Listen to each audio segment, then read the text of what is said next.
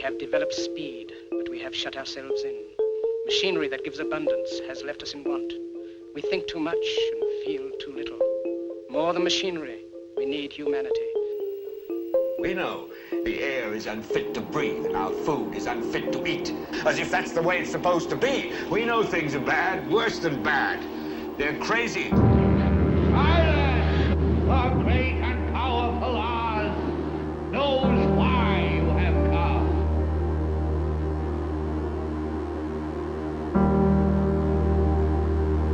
You've got to say, I'm a human being. God damn it. My life has value. You have meddled with the primal forces of nature. Don't give yourselves to brutes. Men who despise you, enslave you, who regiment your lives, tell you what to do, what to think, or what to feel, who drill you, diet you, treat you like cattle, use you as cannon fodder. Don't give yourselves to these unnatural men with machine minds and machine hearts.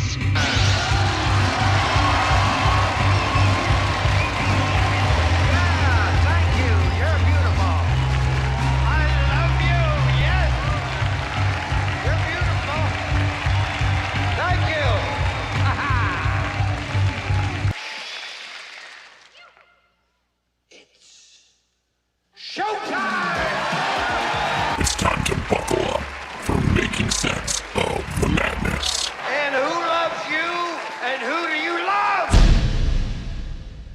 Hey everybody, Jason Bermas here, and we often talk about the human experimentation on the general populace by our government, and one of the most known or well-known programs out there is MKUltra. Now, there are many other programs. There were predecessors like Bluebird and Artichoke. And even during the MKUltra time period, you had things like MK Often, which we covered here with Kurt Metzger, where one of the grotesque things that we know about in that program was trying to recreate the I wouldn't say sensation, but the end game of a concussion so that you would no longer have memory. Can you only imagine the things they were doing, people, to enact concussive-like things to their brains so that they would not remember whatever horrific thing that the government had them carry out or be a part of? Very bizarre. Very bizarre. But truth is stranger than fiction. And back in the day, I did this little breakup mini doc series via this, just a little MKUltra series from a old school, mainstream investigation called Mission Mind Control.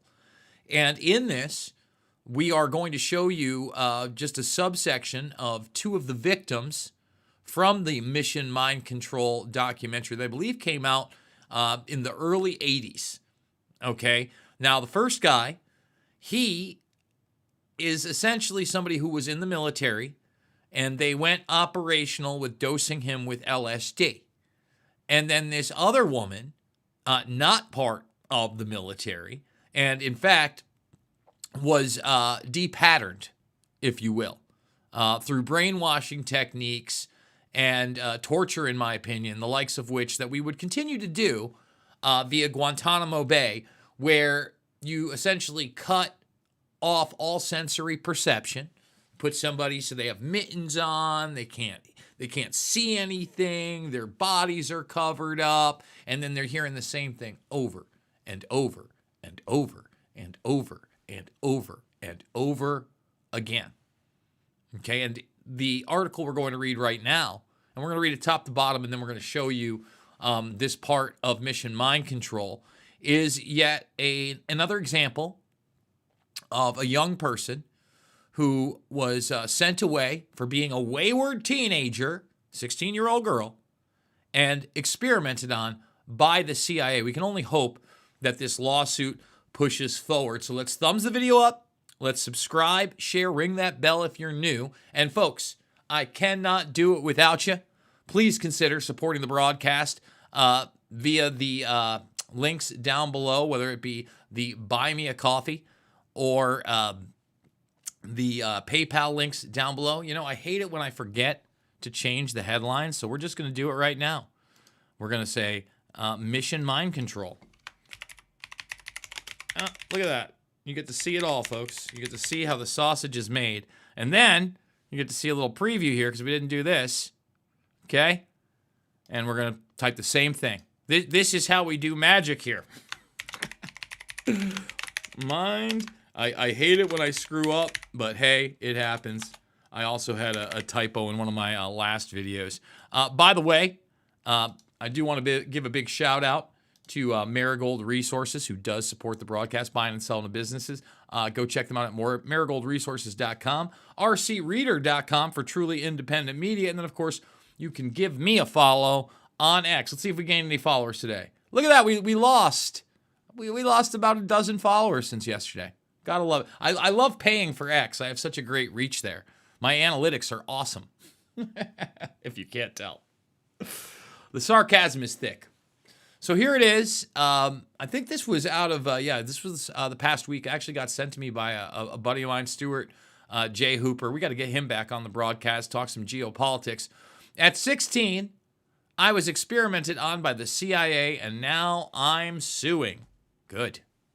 Let's read this one top to bottom. The first thing Lana Ponting remembers about the Allen Memorial Institute, a former psychiatric hospital in Montreal, Canada, is the smell almost medicinal. I didn't like the look of the place. It didn't look like a hospital to me, she told the BBC from her home in Manitoba. That hospital was once the home of a Scottish shipping magnate who would be her home for a month in April 1958 after a judge ordered the then 16-year-old to undergo treatment for disobedient behavior. Isn't that nice? The old disobedient behavior gag. It was there that Miss Ponting became one of thousands of people experimented on as a part of the CIA's top secret research into mind control. Now, she is one of two named plaintiffs in a class action lawsuit for Canadian victims of the experiments. On Thursday, a judge denied the Royal Victoria Hospital's appeal, paving the way for the lawsuit to proceed. According to her medical files, which she obtained only recently, Ms. Ponting had been running away from home and hanging out with friends her parents disapproved of after a difficult move with her family from Ottawa to Montreal. I was an ordinary teenager, she recalled, but the judge sent her to the Allen. Once there, she became an unwitting participant in covert CIA experiments known as MKUltra. The Cold War project tested the effects of psychedelic drugs like LSD, electroshock treatments, and brainwashing techniques on human beings without their consent. They always loved the LSD, and yes, you'll hear it in the next one, but it was so much more than that. Much of our modern pharmaceuticals come out of that era and collaboration with this project as well, and that should come as no surprise to anybody. They loved this. Best thing since breakfast to these psychopaths. Over 100 institutions, hospitals, prisons, and schools in the U.S. and Canada were involved. At the Allen and then McGill University researcher Dr. Ewan Cameron drugged patients and made them listen to recordings, sometimes thousands of times, in a process he called exploring. Dr. Cameron would make Miss Ponting listen to the same tape recording hundreds of times. It ran over and over again. You're a good girl. You're a bad girl, Miss Ponting recalled. The technique was a form of psychic driving, says doctoral student Jordan Torbay, who has researched his experiments and their ethical implications. Essentially, the minds of the patients were manipulated using verbal cues, she says. Adding, he also looked at the effects of sleep drugs for sensory deprivation and induced comas. This is what they were doing to these people. You understand? Trying to split their personalities, trying to have verbal cues, trying to make their brains mashed potatoes. Medical records shows Miss Ponting was given LSD as well as drugs like sodium amytal, a barbiturate, disoxin, a stimulant, as well as nitric oxide gas, a sedative known as laughing gas. Okay? So again, all those drugs are involved and so many more. So many more. By April 30th, the patient had explorations. She had become quite tense and extremely violent when given the nitrous oxide, throwing herself half out of bed and starting to scream. Dr. Cameron wrote in the medical files, which Ms. Ponting has obtained through a federal Freedom of Information request. The harsh truth about the MKUltra experiments first came to light in the 1970s. Since then, several victims have tried to sue the U.S. and Canada. Lawsuits in the U.S. have been largely unsuccessful. But in 1988, a Canadian judge ordered the U.S. government to pay 9 victims a whopping, are you ready? $67,000 each. Well, how about that? In 1992, the Canadian government paid $100,000, about 80 grand at the time, to each of the 77 victims, but did not admit liability. Well, whoop-a-da-doo! Wow. That is big money hustling. Well, 1992, Jay, $80,000. So what? I don't want to be anybody's guinea pig. No amount of money is really going to make it better. Think about that trauma. For decades, Ms. Ponting said she felt something was wrong with her, but she did not learn the details of her own involvement in the experience until somewhat recently.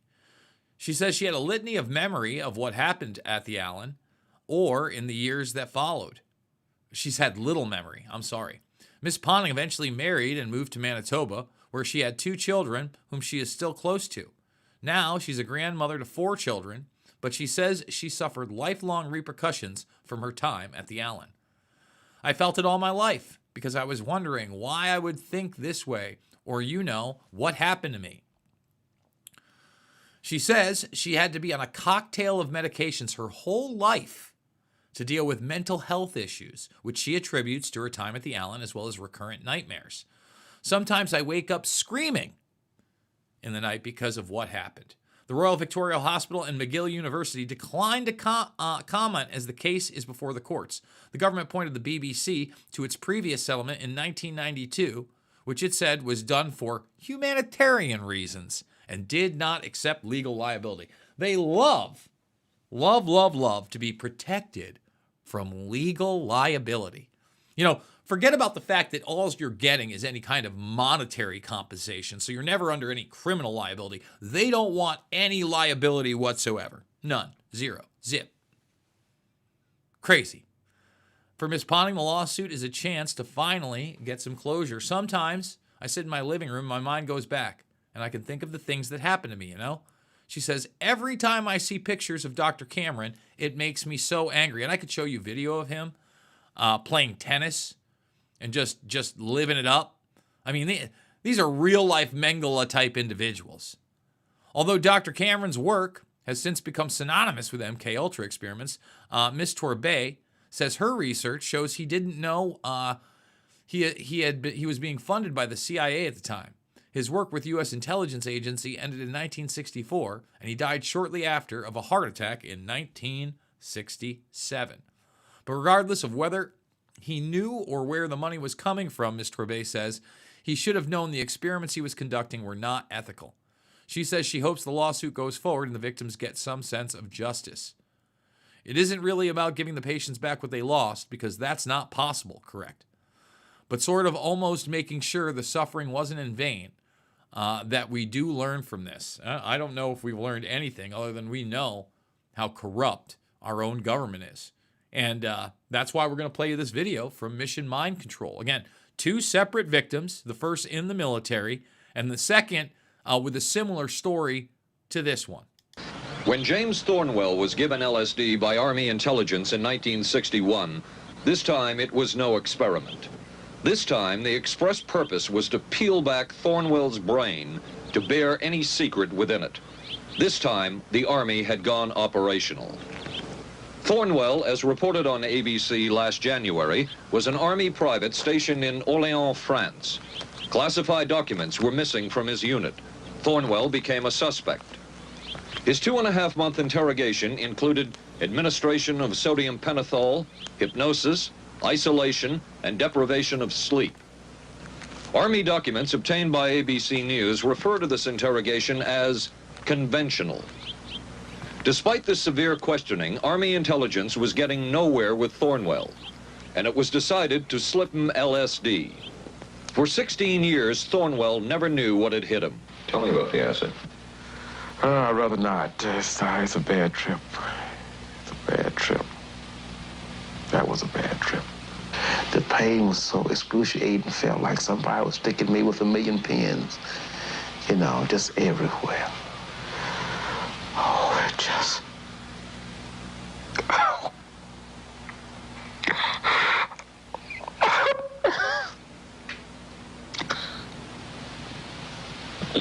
I don't mean to put you through.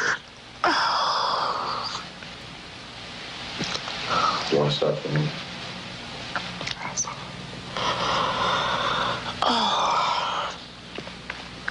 I walked around. Do you want to stop?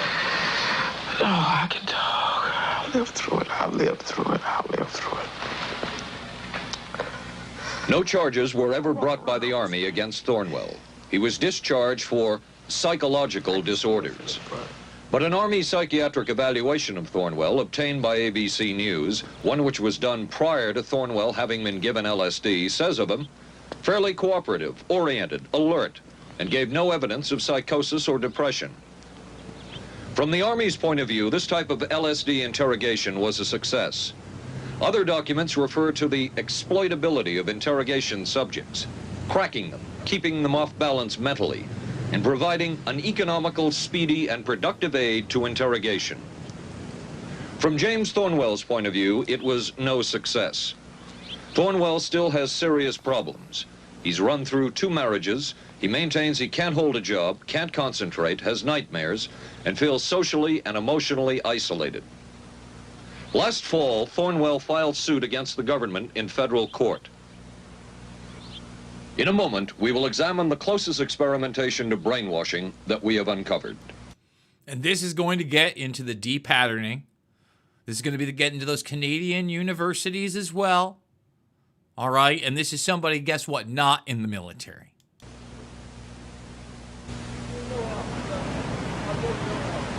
By far, the most chilling experiments we have uncovered took place at this Gothic estate called Ravenscrag, halfway up Mount Royal in Montreal. It houses the Allen Memorial Institute of Psychiatry of McGill University. It was here that the CIA funded a series of experiments, severe experiments. The work was done by the Institute's then director, Dr. Ewan Cameron. It is the closest experimentation to brainwashing yet disclosed. His work, unprecedented in psychiatry, consisted of 3 areas which he called sleep therapy, psychic driving, and the ultimate de-patterning. Dr. Maurice Dongier, current head of the Allen Memorial Institute. In his psychic driving, so-called type of therapy, he would give the patient intensive electric treatment in order to make the patient regress deeply, become forgetful, and then he would attempt to implant new ideas in the mind of the patient. Now, to a layman, it would appear that Dr. Cameron was trying to take the slate and wipe it clean, the slate being the mind. In other words, brainwashing. Exactly, that's a very good comparison. Brainwashing. Yes, to that.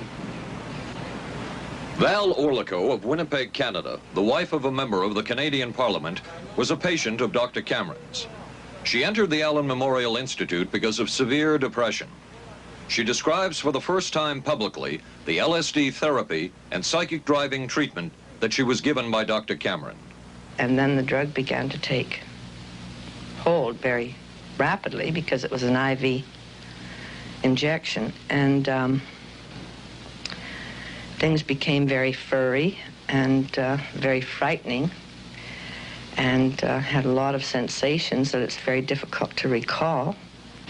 Nobody explained it to me. Nobody ever asked me if I was willing to do it or anything. He had this feeling that he would be able to get through the resistance of illness and to reach deep changes very quickly.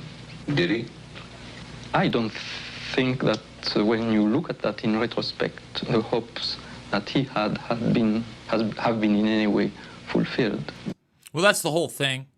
They always tell you, oh, they weren't able to succeed, or oh, this was the end. And, I would contend neither of those things are actually true. I would say they were able to do some really, really terrible things and continue to do really terrible things. But Cameron would plunge on. The next step was what he called psychic driving. This involved almost endless tape-recorded messages and more drugs for the patient. Cameron wrote that this was the way to make direct controlled changes in personality. I thought this was the coldest and most impersonal treatment that anybody could give to anybody in the world.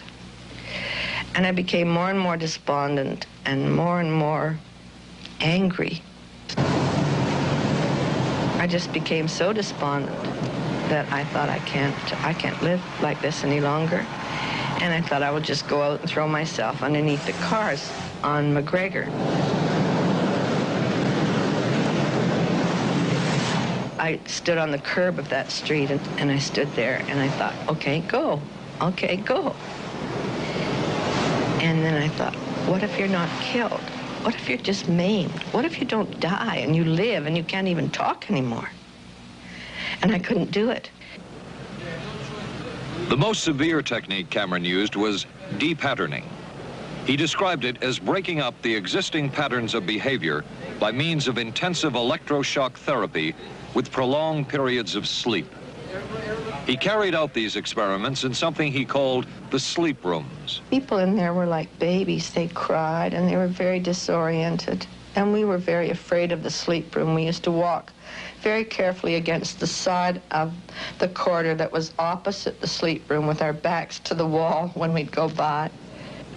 Cameron used this combined sleep electroshock treatment on patients as long as 30 days. One patient he kept asleep for 65 days. Cameron retired, and his successor, Dr. Robert Cleghorn, ordered a follow-up study on the patients treated with Cameron's de-patterning method. Showed that it was no more beneficial in its result than the use of more conservative methods. But the follow-up study showed that 60% of those who had been de-patterned still had amnesia for periods of anywhere from 6 months to 10 years. That's quite a memory loss, isn't it? That is a memory loss. Indeed it is. It's I think, more than desirable. More than desirable? I mean, did you see him look into the sides when his talking point got challenged and he couldn't even disagree with it?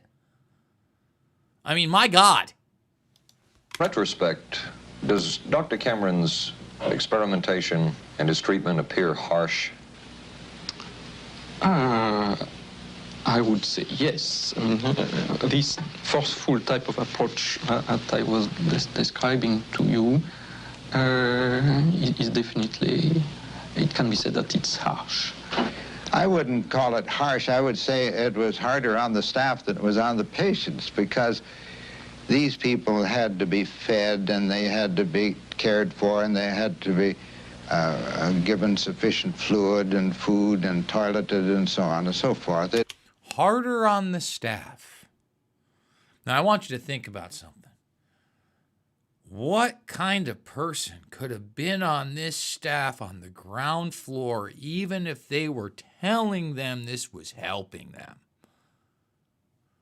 I mean, to me, this even goes beyond the COVID 1984 nightmare of nursing and, wabba jabba wabba. Because you're literally watching these people being induced into comas. You're watching these people listening to the same thing again and again and again and again. It outwardly represents torture again and again and again and again. Harder on the staff. Wow, that's a bold thing to say. It was a very difficult thing for the staff to follow these patients properly and see that they did well. Well, I'm glad he was concerned for the staff. But damn it all, I wouldn't.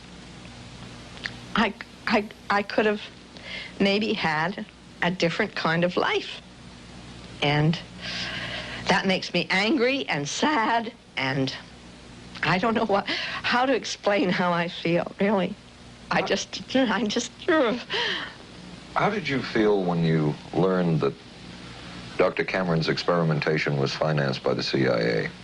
Well, I thought, I can't even use the word that I thought, because I thought, that bastard. And he was too smart. He knew who he was working for. And, excuse me, but I just can't, sometimes I can't believe it, and yet I know it's true.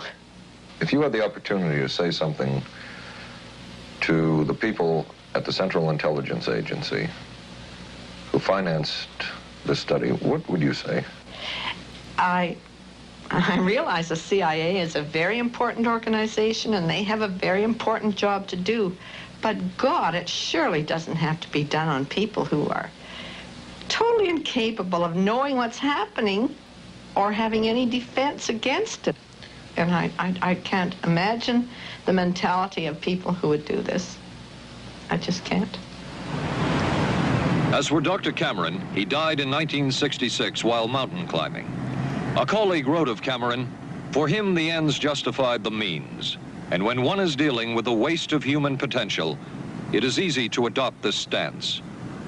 Dr. Cameron seemed ideally suited for what the CIA had in mind. Folks, you know the drill. I can't do this without you. How many people are talking about this subject? Did you know that there's an open lawsuit right now via Canada and the CIA via the MKUltra program? Well, now you do. And I want to thank people that have supported me. Costello, Andrew, Woodford. Thank you, thank you, thank you. $5, $10, $15, big donors. You mean the world to me. There's also the PayPal down below. Phil, also, thank you so much. Again, could not do it without you. All the past donors out there, all the people that are going to donate in the future. I really do appreciate you. And I am going to continue to report on things that you're not seeing not only in the mainstream, but in most of the alternative media as well. I keep pushing this, but if you've not watched my watch along with Michio Kushi and the New Human Race from 1984. Again, we like to look back on history. It is a must-watch. So I want you to check that out as well. You notice we weren't talking liberals and conservatives and Republicans and Democrats. That's because it ain't about left or right. Never about left or right. It's always about right and wrong. I absolutely love you guys. Thank you for joining me once again, and I will see you all on the flip side.